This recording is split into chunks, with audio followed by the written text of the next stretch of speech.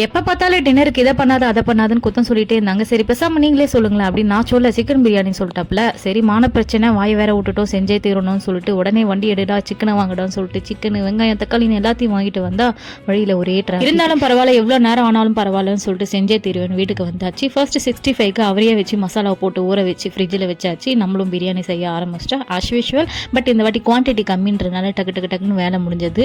ஆசையாக அப்படியே அழகாக செஞ்சு சூப்பராக ரெடி பண்ணியாச்சு.